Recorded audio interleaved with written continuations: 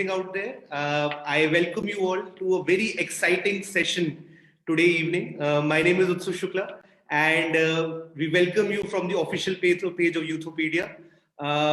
Quickly, my own background. I've been an entrepreneur, a public speaker for the last 10 years, and I'm absolutely excited to do a 1 hour live session with a very eminent personality with whom we all will learn a lot today about the complex world of finance industry.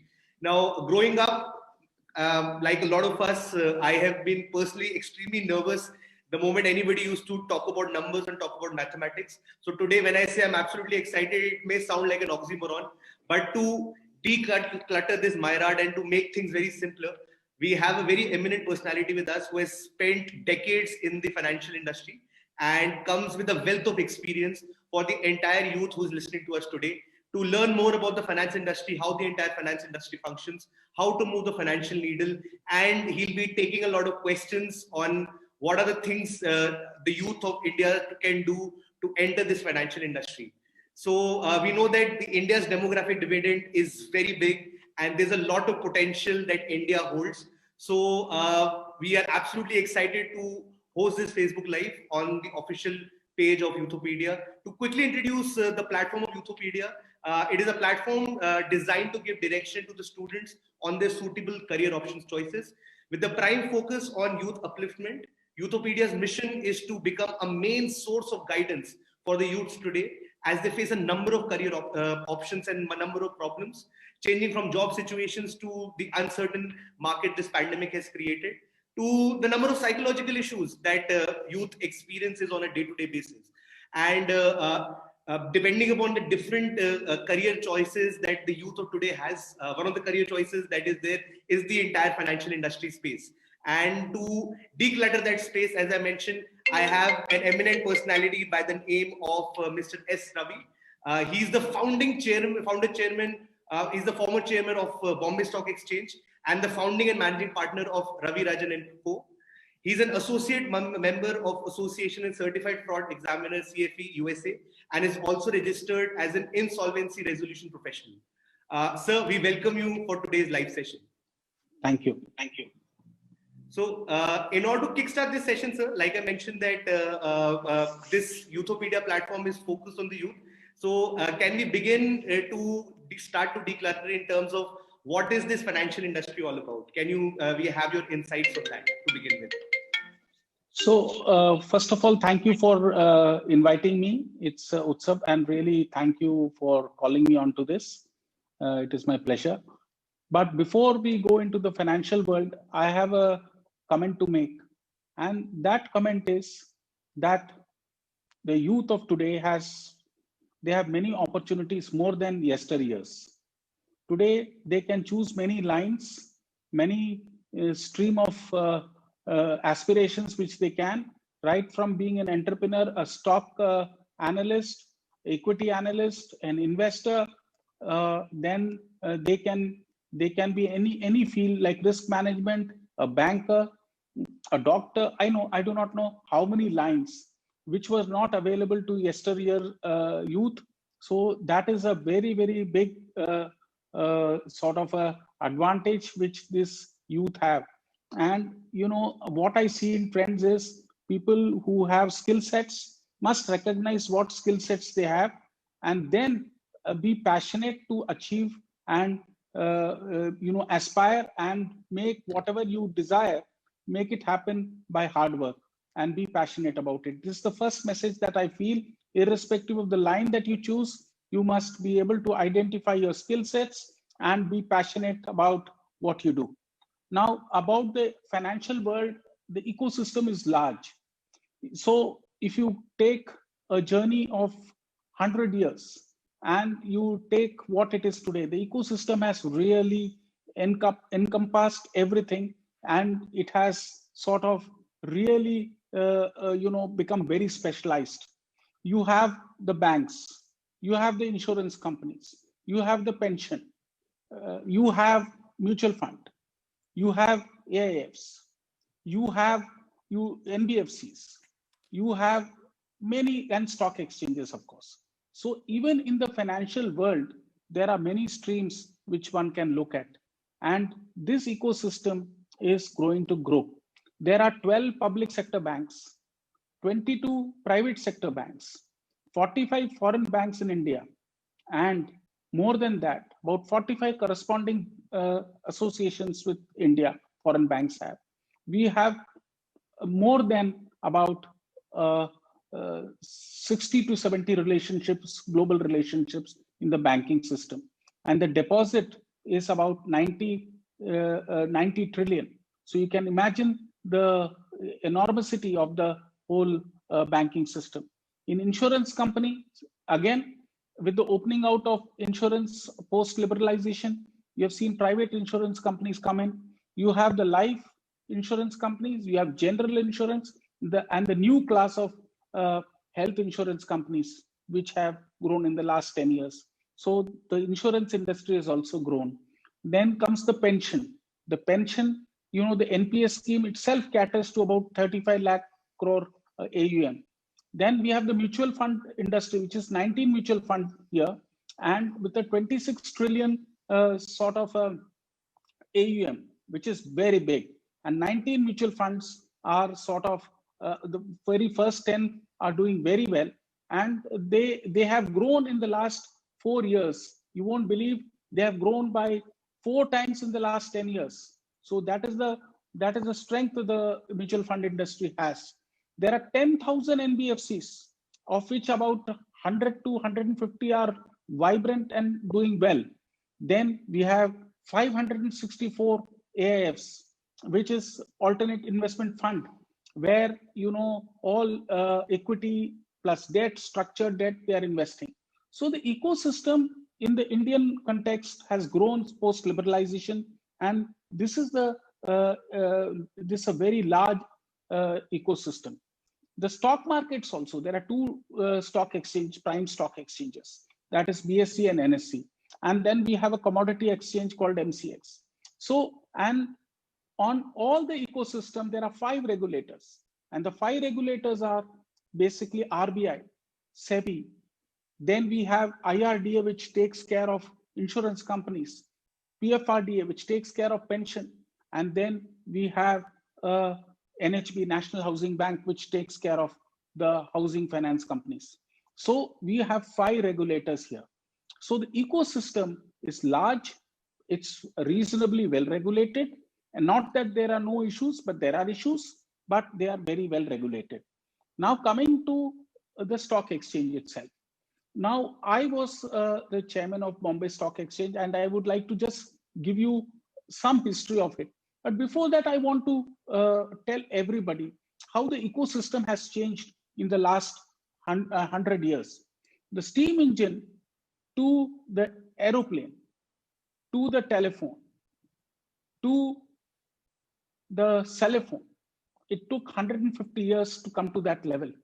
And from cell phone to nanotechnology, just took 2 decades.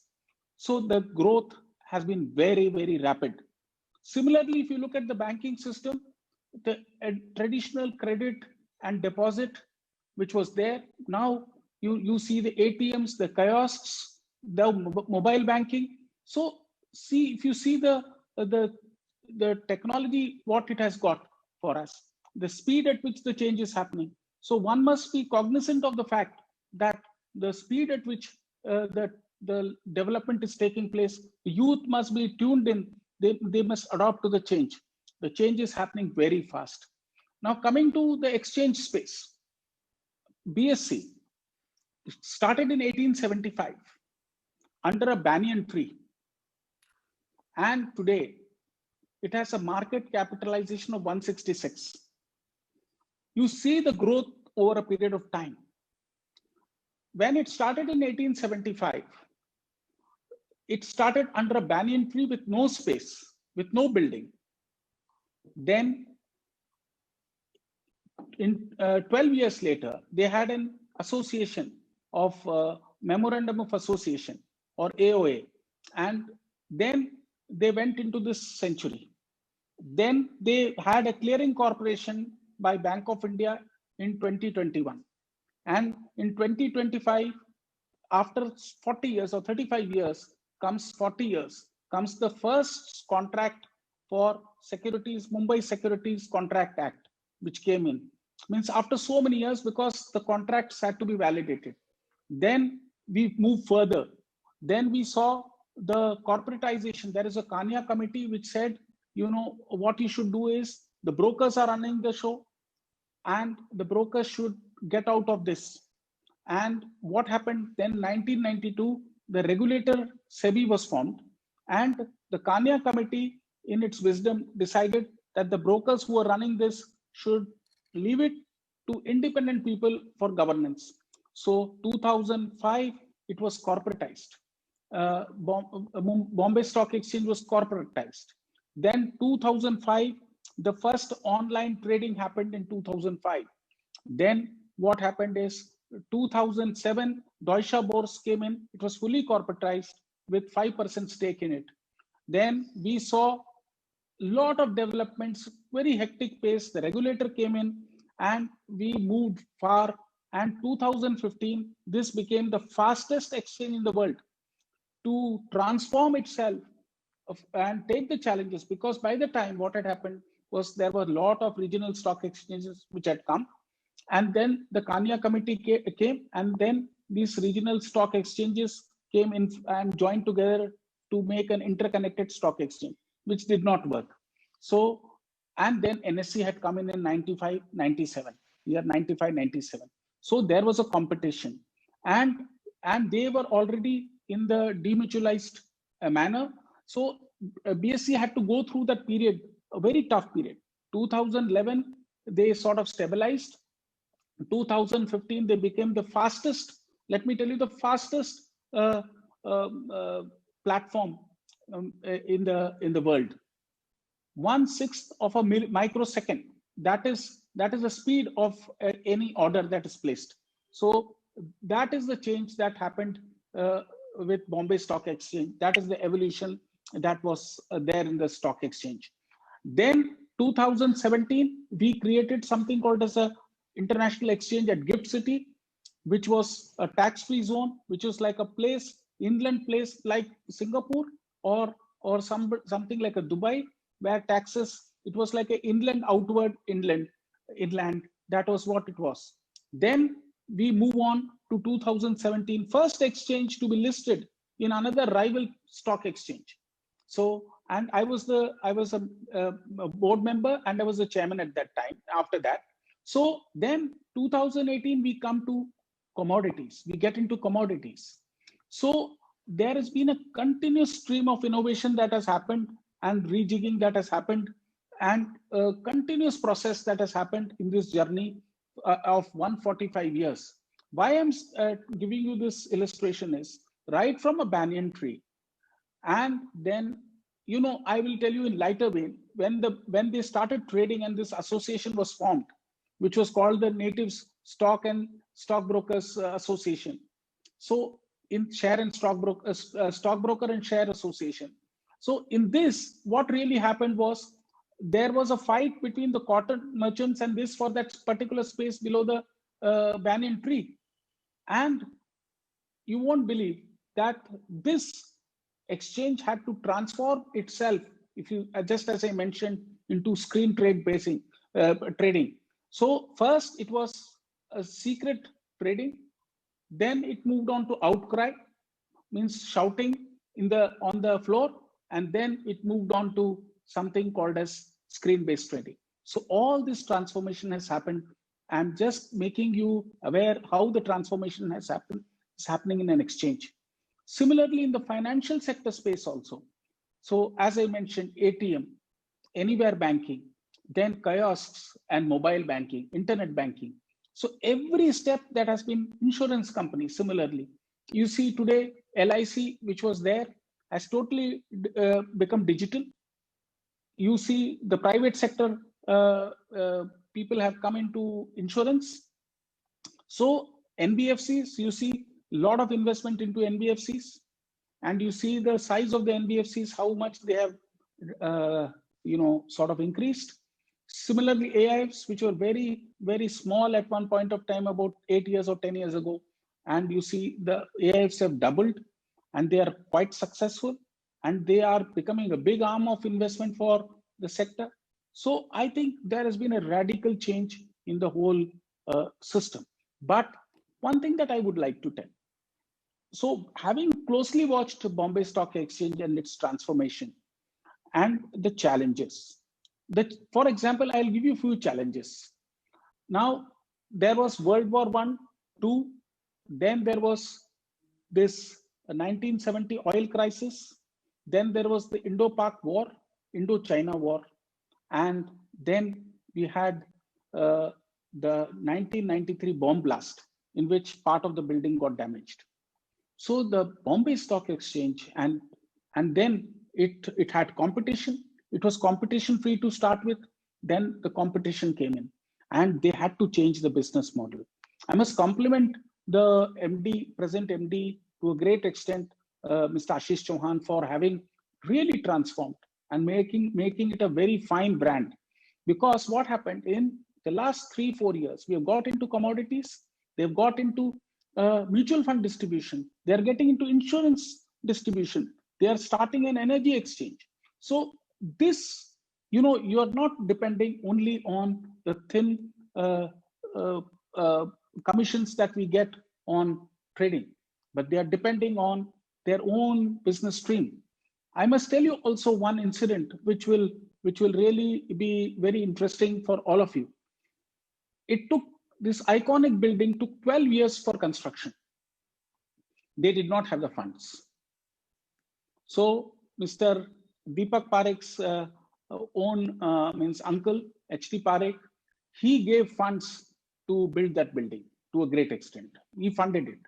So the brokers who ran those exchanges at that time had to struggle for the money, though they were personally well off, wealthy, but they this whole institution journey, if you see from 1875 to 2020, if you take every 10 years, there has been a very big change.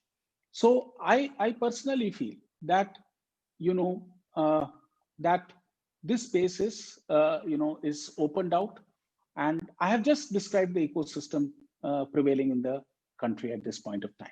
Absolutely. From a banyan tree to a gigantic institution, sir, I think the last 10 minutes have been very insightful of the entire journey that you have slated. You gave us a lot of information in terms of NBFCs, in terms of mutual fund, just segmenting the entire financial industry. Though, sir, we'll try to segment it out so that the viewers can have more value from sort of each segment. My first question to you would be that how is technology changing the financial industry space? What has been the impact of it? Because you mentioned about the banyan tree, then you mentioned that how stock trading used to happen in a hush-hush way. Then the entire guru scene where people are shouting to each other, to now how fintech has been taking over. So what is your view on the impact of technology on the financial institution space or the entire finance industry? So Utsav, when I made the first statement, I said the rapid change that has happened. The last 100 years and the last 20 years, the change has been very fast. So that the pace of change has changed totally. Mm-hmm.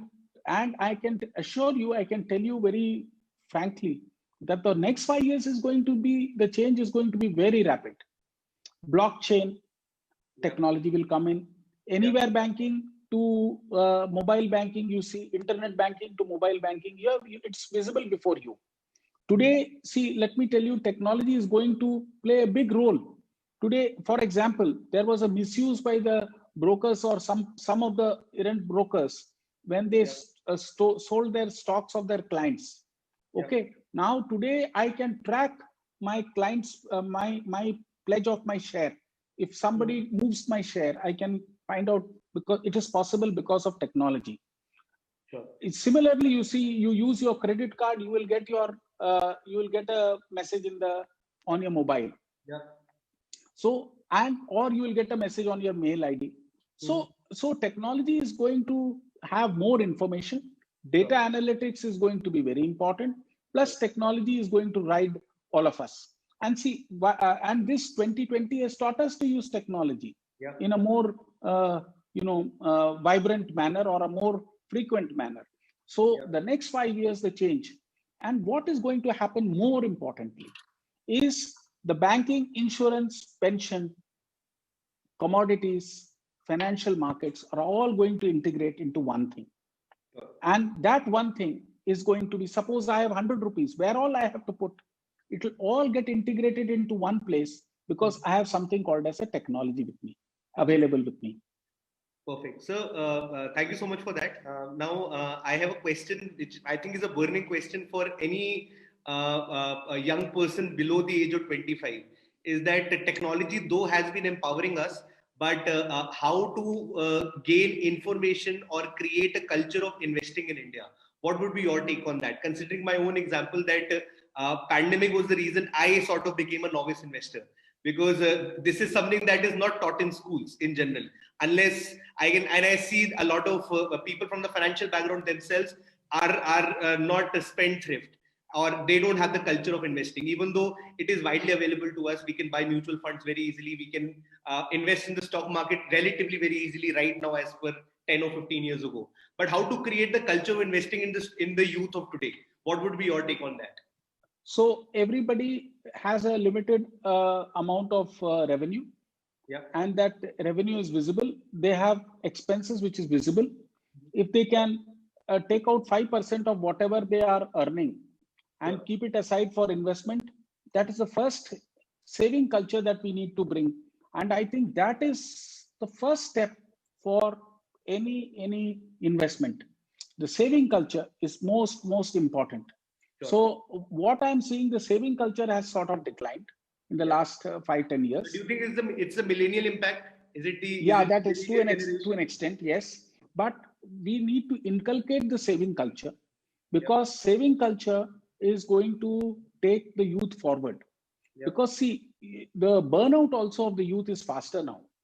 So because the career, if you see, after 45 or 50, they don't get a job. People don't get job today, because youth, the energy the youth have, that cannot be given by any senior person. So they have experience, but the youth's energy cannot be sort of, we cannot get rid of it, or we cannot undermine it. So the saving culture is going to be very important. And also very important is that if you are a novice, if you can't understand, go to a mutual fund. Go to a financial advisor. And if you don't have, or otherwise do research. And that is why I strongly recommend everybody to go through financial literacy. Understand the do's and don'ts. Don't go for penny stocks. Don't go by somebody who says, buy this, buy that, because there are people who are alluring you to do something. Go on to traditional, very good stocks, which have given, do some data mining. Go back and see which stock has done well over a consistent period, which has a good brand. Go and invest there. You see also how much you can get dividend out of it. So I think the culture needs to be there, but research backed. Don't go by these tips and penny stock. So that is my first and foremost. Albert Einstein also said that compound interest is the eighth wonder of the world. And he was rightly so in that if you understand the concept of compounding, you will never be a poor man. So, sir, digging deep in this, can you share the insights in terms of what's the different variables to be considered for financial literacy? You mentioned about data mining. You mentioned about doing your research. Mutual fund is a safe bet, like you mentioned. But to gain financial literacy for a person of any age, because I think the lower middle class strata, once they reach the age of 35, if they don't have a culture of investing, they are more inclined towards keeping their money in the bank account, which gives them very low rate of interest. So what are the different variables that should be considered for financial literacy? So financial literacy, absolutely, first you should know the market. For example, we should know the do's and do nots, first of all, straight away. Do you monitor your demat accounts? You do not sign slips and give it to anybody. You don't pledge your shares. You don't work on borrowed money. So, for example, people who work on borrowed money will have always a problem because they can't, their interest will be climbing up. Then research, for example, you take a research of the last 10 years and see which companies, which sector are doing well. There are sectors which are doing very, very well. So for example, in this, at this point of time, FMCG will do very well. Yeah. IT will do very well because Yeah. IT is the backbone of the whole economy today. If you look at it, then you will look at FMCG, because today FMCG is a very important aspect, healthcare. So I think the flavor of the year or a flavor of 2 years is very visible, and I think you should inculcate some discussion. You should attend seminars. You should talk to people and get into this, because that is the only way you can learn. And then start do dummy trading. Means you assume you have 5,000 rupees, just as an example, and you trace it how you're doing in the next 2 months. What stock you have picked up, whether you're fine with it or you're not fine with it.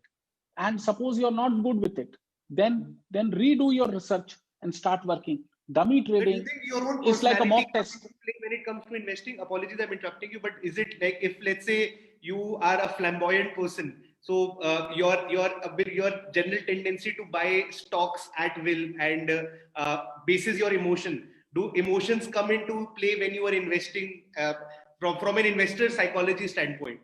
How do you feel? How much does that impact on a person's ability to build a portfolio? So every personality is different. Some people are speculative.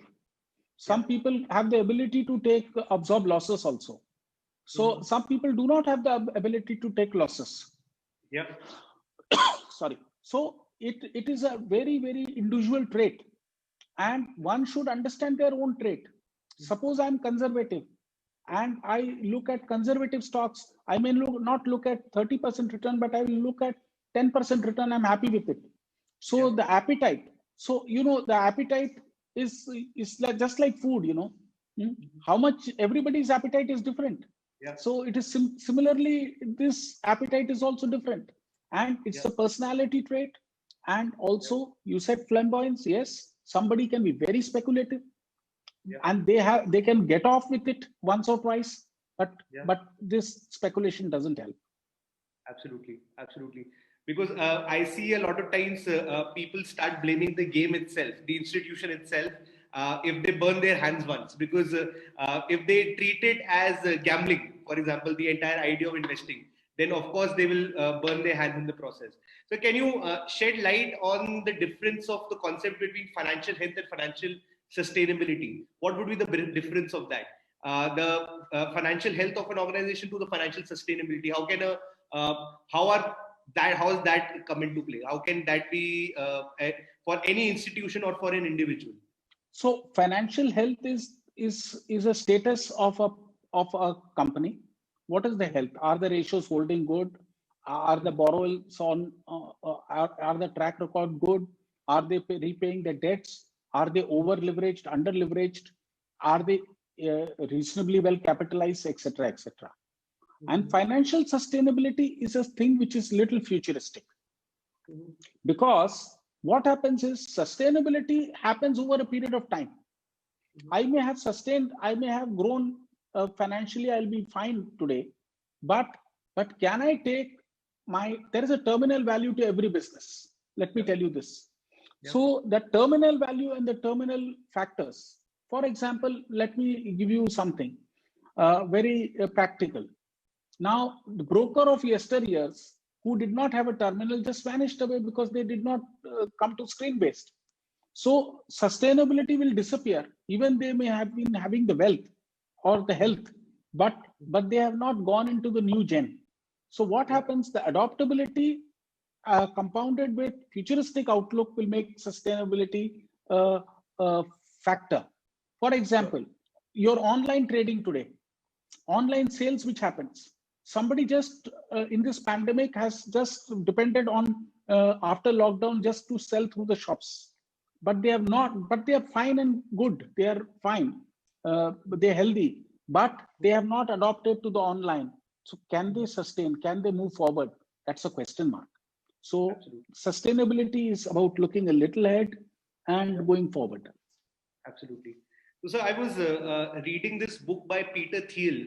The book was about the book's title is Zero to One, where he was comparing technology businesses to traditional businesses and how traditional businesses have conservative value and how technology businesses, even though they are hemorrhaging money, have sky high value. And he was comparing the business of Wall Street Journal to PayPal. So in the Indian scene as well, we have traditional IT companies and we have new age companies which are coming up. So, and you mentioned about Bitcoin also. So, forecasting into the future, where organized startups of today are gathering a lot of capital and they are having sky high valuations. So, any experiences that you had in the past where an organization, a company was listed on the stock exchange and had a lot of traction, but then the steam was blown off because they did not have a very robust, good business model to sustain themselves on. So I can't take names because it will not be proper, but one which is in public knowledge and which was part of the Ketan Parekh scam was DSQ software, where everybody thought it's a great, this thing, the dot-com companies, all the dot-com companies, you see flurry of them came there. And all these dot-com companies nosedived. We thought the dot-com companies are going to be the future here, but we never realized they are going to die down very fast and quick. So this is one classic example of how, whereas a cement company which is doing years of slow business will go through a rough, tough, whatever, but still will survive the long run. Absolutely, sir. Sir, owing to that, and you mentioned the name of a cement company, the youth of today is watching a very extravagant show, for the lack of a better word, which is coming on one of the platforms, which is called the Harshad Mehta scam. Any insights on that in terms of why did it happen? What was it all about? Because it is quite popular today, and it's doing something good for a lot of youths because it is helping them understand the stock market in a strange, twisted way. So, why, according to you, why did it happen? If you have any memories of that time, we'll be very curious to know about that as well. So I saw the movie on Sony Live. It was a very great one, very well done, and very well acted also. But let me tell you, Harshad Mehta. Harshad Mehta knew his business. Apart from his greed part, he knew the deficiencies of the system and he exploited it. He knew exactly the deficiencies that were there. For example, the banking BRs, which are called, he knew and he leveraged and he did very well. But what happened is his leverage and his overconfidence is what actually created a problem. So even when you are speculative or when you are living on borrowed money, you have to put an end somewhere. He did not know how to end. So that is the one thing, apart from whatever the story is, his flamboyant, his Lexus car, his style, he was his swag, and also he was a star. Many brokers in that era used to copy him. They used to say, we want to become Harshad Mehta. He had a certain aura about him. And I remember very distinctly in Calcutta, those days, there was a seminar and there was a very senior Reserve Bank person there. And there were somebody attended, 10 people were attending, whereas 1,000 people were flocking in to see Mr. Harshad Mehta. So his aura was that, but he did not know where to end. He did not know when to end. And that is one thing for everybody to learn. Where is the tipping point? Where should the greed end? Because so that history has taught us, right from Hitler to whoever. So I must say, Harshad Mehta used the gap of the banking system, the broking system. He knew his work. He was a master of his work, and he knew what to do. But he just lost out the plot in the last few moments of his life. I think so. What happens is that power consumes you, and it is so addictive that you're not able to let it go. So I think that's what consumed him as well. I think so. It's time to take some questions from our viewers, and one of the questions has been posted by Indronil Dutt. And his question is a question which came in my mind also when you were discussing different facets of the financial industry. And he questions that what is your prediction of the performance of mutual fund as the months go by? Do you see that in the coming months the performance of mutual funds improving? Because in the initial months of lockdown, mutual funds were not performing.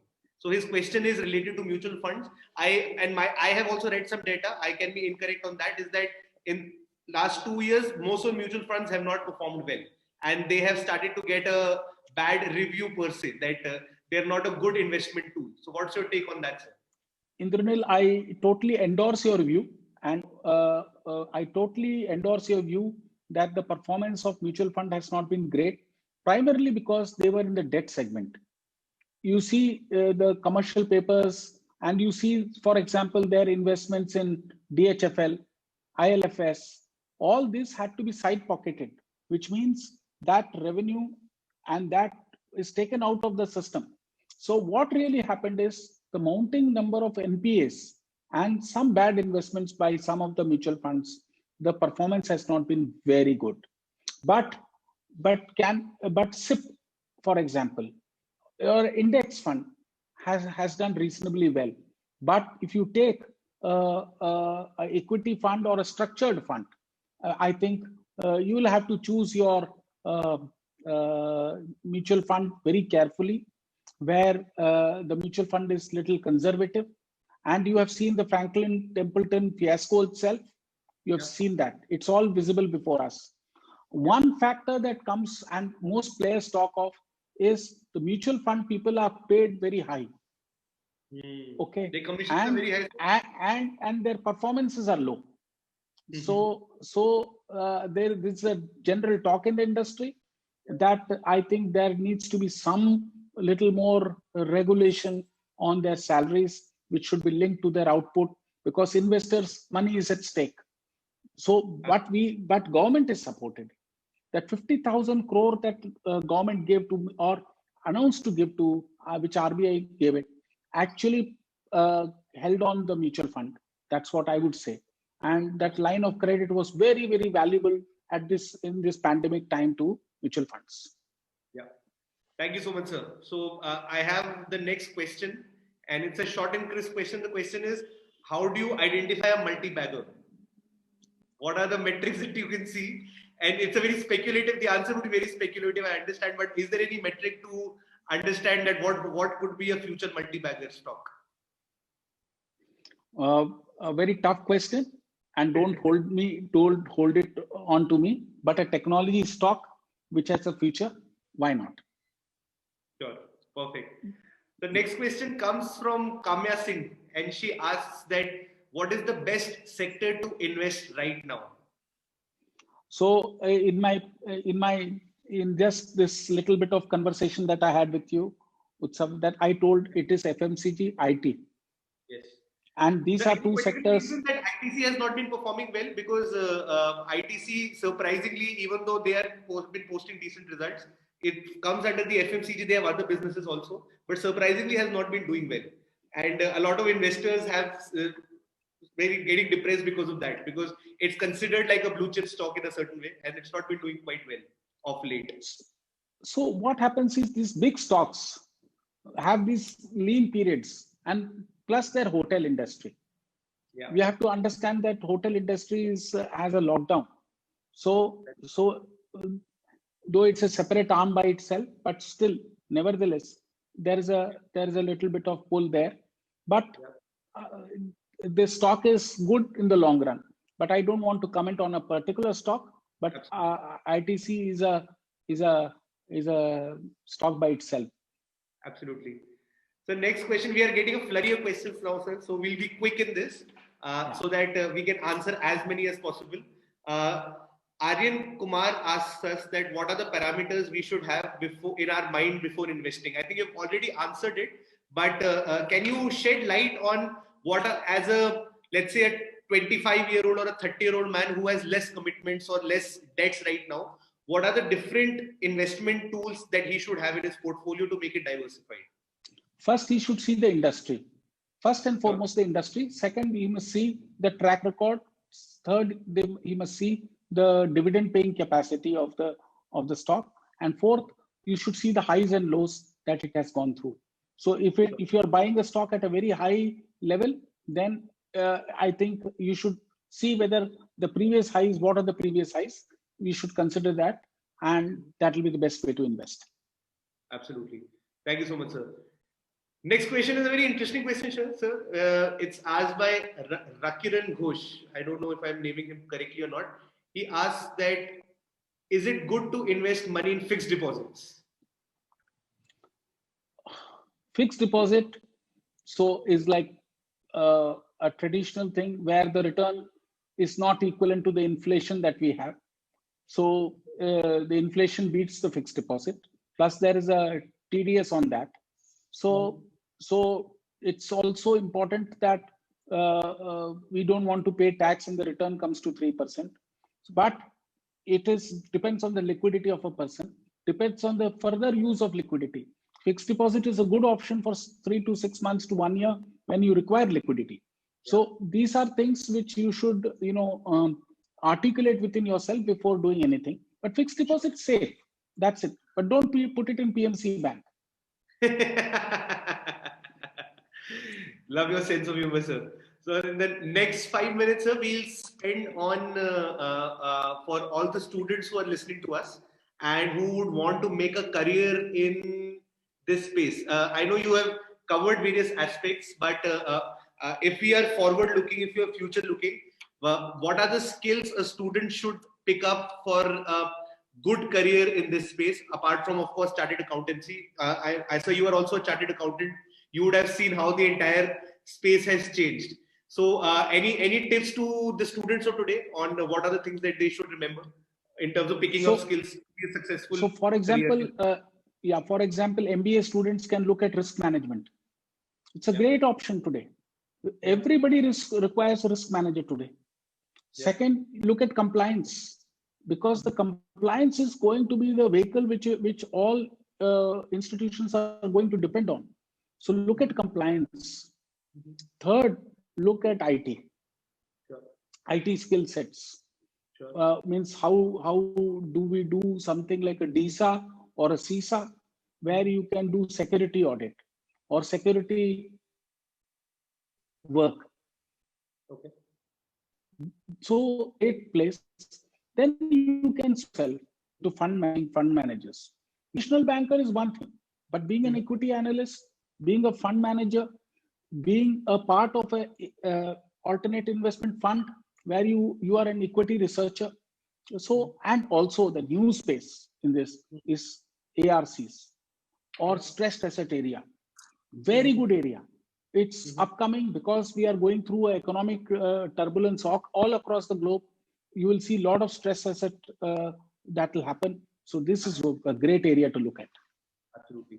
Sir, Maheshwari asks, from where and how should I start or begin my career as a stock analyst? How can I begin? How can she begin or he begin his career as stock analyst? Is Maheshwari asked. So stock analyst can go to two places, or three places. One can go to a AIF. Second, go to a broker, or go to a mutual fund. Or fourth, go to a sort of a investment group in an insurance company, the investment division. So all these are four options you will learn, but it's a very good line to take because it's highly specialized and it is going to be the future. And it's well paid also. Yeah. So Chirag asks an interesting question and he says that taking entry in the market is easy, but how to identify when to exit the market? Because Warren Buffett has a very different strategy. He says that buy a stock to not sell, and different people across the world have different strategies. But what would be your advice as to when to exit the market? So Warren Buffett's strategy has been good, and it has been yesterday's strategy. Today, the trick is to invest and get out. As soon as you benchmark your return. I'm getting 11%, 12% return, I'll get off. I don't look at whether I'm losing 20%. So everybody should have their own benchmark, because everybody is different, and everybody does not have deep pockets like Warren Buffett has. He can hold on. Yeah. So Yeah. so we can emulate him, fine, but we should be very careful. Some stocks we can take for long run, something like a Hindustan Liver or something like that, which is like class of gold. You can just wait on, but quick, we should know when to exit, and have a mixed strategy. Keep something invested, something exit, some quickly exit. Sure. Sir, Sonali asks, should we invest in infrastructure funds? Is her question. People are asking very specific questions, sir. Infrastructure is going through a absolute turmoil at this point of time. So, of course, if it's an infrastructure fund with a proper return, you should. But I don't want you to be speculative about it, because at this point, it's going through a churn. Absolutely. So another question, and it comes from the fact that when somebody starts investing, what are the different tools that they can use to go deep in understanding the equity market, the derivatives market, understanding the PE ratios? What are the different areas of knowledge where they can accumulate information, which can help them become a better investor? Go to the basics. See all the ratios which are available at any place, and then take a stock and apply to it. And tools I won't know, because I have never used a tool myself. The best tool is common sense. That's perfect, sir. Well, the next question is that what that's asked by Kamya is that US market elections and what would happen if will the market fall? It's a speculative question again. If Biden comes in, and what has been the impact in the last 20 years of a US election on the Indian market? I think that's a better question. Has market gone through patches? Because a lot of stocks did dip on Thursday and Friday. There was a market correction for all the traders. So what is the general impact of US elections on the Indian stock market in general? So the US stock market itself is a reflection of what is happening in US on the election front. And Indian stock markets also react to the global cues. So it does impact, but these are marginal impacts. These won't have long-term impacts at all. These are like small 3-4 days, 5 days, 10-day phenomena. And when these things settle down, everything will settle down. It is like business the next day. Sir, Anshuman asks, can you tell us more about CFA and FRN certification? Well, I really am not aware, I must tell you, but the certification is great. I'm not aware of the impact, but it is well recognized. Sure. That much I can tell you. The course itself is well recognized, and the certification is also well recognized. And it has a good job potential too. Sure. But I have not gone through the curriculum to make a comment on it. Sure. Honestly. Also, I'll ask you. It's an answer which can be answered in 2 words, or it can be one paragraph or 2 paragraphs also. As to how do you see the Indian economy going for the next 5 years? Because post-corona, it has taken a huge dip, our GDP. But how do you forecast in good market conditions? Of course, pandemic improves. How do you see India performing in the next 5 years as per 2025? What would be your forecast on that? So, two figures I will say. 24 months to revive. Okay. 24 months to revive, and 36 months to stabilize. Okay. And 5 years, if everything works well, and we have handled it well, we are on the way to a strong economy. Okay.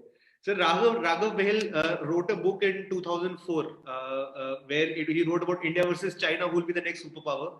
And he wrote that book in foresight. Of course, we know the answer already. But do you think we'll be able to overtake China in a way? And what would it take us to do that? What are the systematic economic factors that will take us to overtake China or create a growth story in what China did when Deng Xiaoping was there in 1978? He created an economic miracle in 1978? What would it take us to do that? So we have to think long. Sure. So that is one thing, and all stakeholders have to get together and do it. For example, I'll give you one sectoral example: textile. Yeah. Textile, whatever has shed off from China has gone to Bangladesh, more or less. Yeah. Why could not India take it? Yes. Where is it? So all the stakeholders, the manufacturers, the government, the port, and the place, and the taxes, everything has to get together. Yeah. Similarly, I'll give you one more example, which I was a part of. Was the Gift City, which we created, where all taxes for trading, etc., has been What's the location relaxed. of that, sir? What is the location? It's Gandhinagar, Ahmedabad. Ahmedabad. So we have created there where today, as I told you, 50,000 crore is our daily turnover of in the segment. Okay, so this can become a capital place for financial capital if we handle it. Today we are 86th ranked Gift City, as against China, which is ranked, or Hong Kong, which is ranked 5th in terms of the. So we can, and Bombay is 46th, by the way. I may be wrong on one or two numbers here and there, but approximately this is the number. So can we? So we have a lot of catch-up game, and catch-up game can only happen if all the constituents get together and work towards a long-term 5 to 10 years vision. It is not going to happen in a hurry. That much I can assure you. Absolutely. Sir, in the late 90s, internet was called a fad. Is something that will not sustain for a long time. And in 2012, the same was said for Bitcoin. So a lot of people have asked us questions about cryptocurrency. So India was spooked by it. Now the government's reaction towards it is changing. What is your take on how cryptocurrency would evolve over the next 5-10 years period? So first of all, cryptocurrency has to be regulated. The most important thing is there are no regulations in India because otherwise what is happening? Unfortunately, we have a segment of financial literacy which is not really financially literate, and people will lose money like they lost in penny stocks. Yeah. So my thing is the government is in its wisdom is doing the right thing by going slow on it, because it should not start a speculative trend. And this COVID, where every penny is important for everybody, I think the regulations have to come in. And that is the first step. But I see a great future, but that will be after 3 to 5 years, not right now. Not right now. Okay. Sir, a lot of students are asking us questions about what are the different streams that are available. I think we have sort of already answered it, but they're asking in terms of what are the different courses that they can do, which can help them advance their career in financial management space, in the finance industry space. Chartered accountancy is one, CFA can be other, but if you can list down different things of people that you met during your journey who became successful basis their educational background of their doing certain things. So what would be your list on that? So my list is CA is there, company secretary is there, ICW is there. Then there are courses in computer which are specialized courses. Then there is MBA finance. Then there are courses on risk management. Then there is insolvency, which we can look at. Insolvency is a great course to look at, which is the NCLT process. And also look at, there are many courses on research. We should look at research courses. So I would see that you should take a specialized skill. See what is happening. We are moving towards an era of specialization, where everything is specialized. Sure. So, for example, risk management is specialized. Now, cyber security is a specialization. If one can get in, and cyber security is a great area, because absolutely, as we move forward in the digital world, cyber security is going to be the biggest threat. Yeah. Or we are almost running out of time. We'll spend the last few minutes understanding the man himself. We'll ask some questions about you, and so that the viewers can know more about you. Any one incident which is like a very happy memory from your past of your career, maybe as a chairman of the Bombay Stock Exchange or in your early days also, which you can share with everybody, like a happy memory which you still remember to this day. So coming to my career, when I passed my CA, I was very happy, because I had come from a small place, Jabalpur, and I did not have coaching classes there. So, and I was handicapped because I was a science graduate. So, and I had done zoology, botany. I had no idea of commerce. And so that was one great thing which I feel. And at that time, when you had to stick to your career, generally at that time, what you start doing, you end up doing that. So it was a very interesting thing that you could switch also. Yes, sir. Please continue. So the second thing is when I became the Bombay Stock Exchange chairman, because I was not interested in it, honestly. And I must say that all my board members and Mr. Ashish Chauhan and a few of my friends in the night told me you should become, or in the morning told me to become. Otherwise, I was not interested. But and when I was also. When did that sink in? The feeling that like you have taken that position now.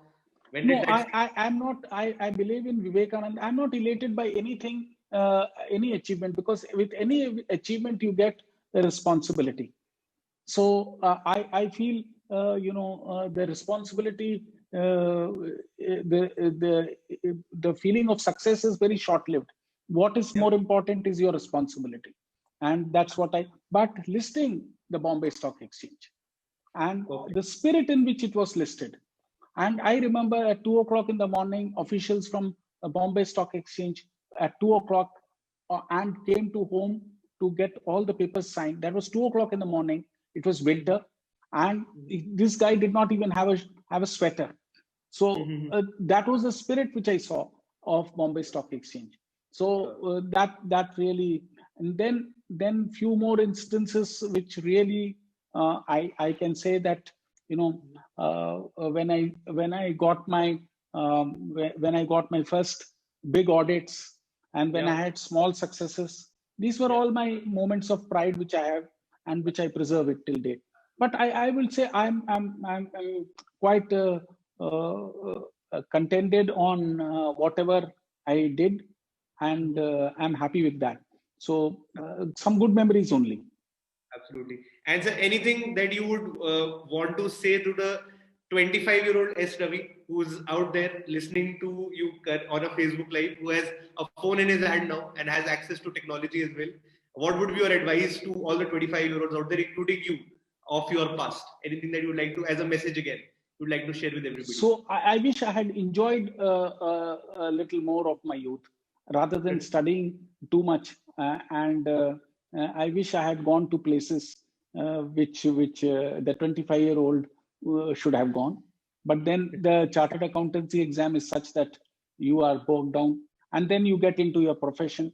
So that is one thing that I deeply but I enjoyed my college. I enjoyed my hostel, and that's one thing that I really enjoyed.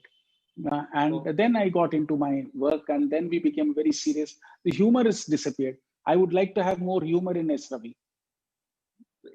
Okay, perfect, sir. So does the financial world take the humor out of you, or is it in general it is dependent on a personality of a person, because it's so cutthroat and it's so out there where you're talking about numbers the entire day, and it's in a way stressful as well, right? So how can students handle stress, whosoever is aiming to enter this industry, because it's a lot of stress is also generally associated with it when you do things like this because of the new compliances about GST, about again different compliances that you need to be constantly updated. How can students handle stress? So the only way to handle stress is to forget at a particular point what has happened throughout the day. Am I audible? Yes, you are, sir. You are. So suppose at 8 o'clock in the evening, watch a movie, watch something different, change your this thing. Like changing the channel, change yourself, do something different, listen to some good music. So that is the only way to handle stress, because life is full of stress. Life is full of challenges, and these challenges can be only overcome by deviating or diverting yourself from whatever is the pain point, and sleep well. More important. And sir, considering we are almost out of time, one last question. And that question is possibly from the entire everybody who was listening out there, is that if there is one piece of last advice that you would want to give for anybody who wants to get successful, because it was a career centric conversation that we had. We started from you covering the entire spectrum of the financial industry. Then we dug deep in the investment space, the career space. One last message that you would want to give for anybody who wants to have a successful career in the financial industry, what would that be? Ideally, if it can be an elaborate answer, we'd love that for the next 2-3 minutes, and then we'll end the session. Sure. First, everybody has to understand themselves. What is their skill set? Will you get into something which you don't like? So please see what your likes and dislikes are, first and foremost. Because if there is passion, there is growth. And that is the most important aspect. Second, start well. Don't join an organization just because you have to join an organization. Join an organization which is meaningful, even if it is 2 steps lower, but join an organization where you will learn. Don't go for a position, but go for the work that you're going to do. That is what is going to take you further.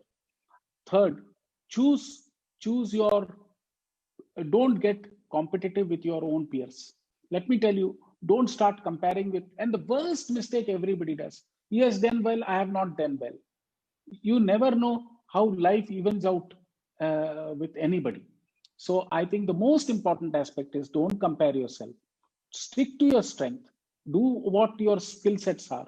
Be passionate about it and make the right moves. Think right and move forward.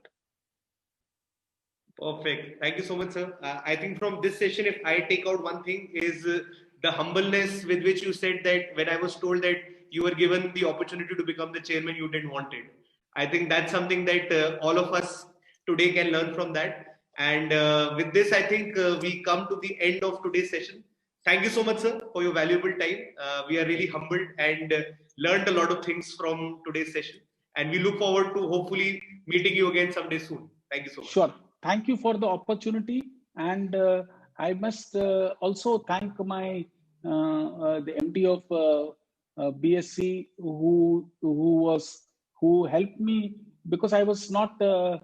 Ashish Chauhan. I was not conversant with the stock market, and he really helped me during that period to sort of learn a few nuances. So many people have taught me many things, and today I'm learned from all these questions, and I'm understanding the aspirations of people. So it's a great learning for me too. Thank you so much for this lovely interaction. The oxymoron of a financial conversation being interesting was not present today. It was truly a very insightful and interesting conversation. We hope to speak with you very soon again with more deeper questions, possibly more time at our hand. Till then, sir, thank you so much. Thanks a lot. Thanks a lot. Bye-bye. Take care, all of you. Be safe.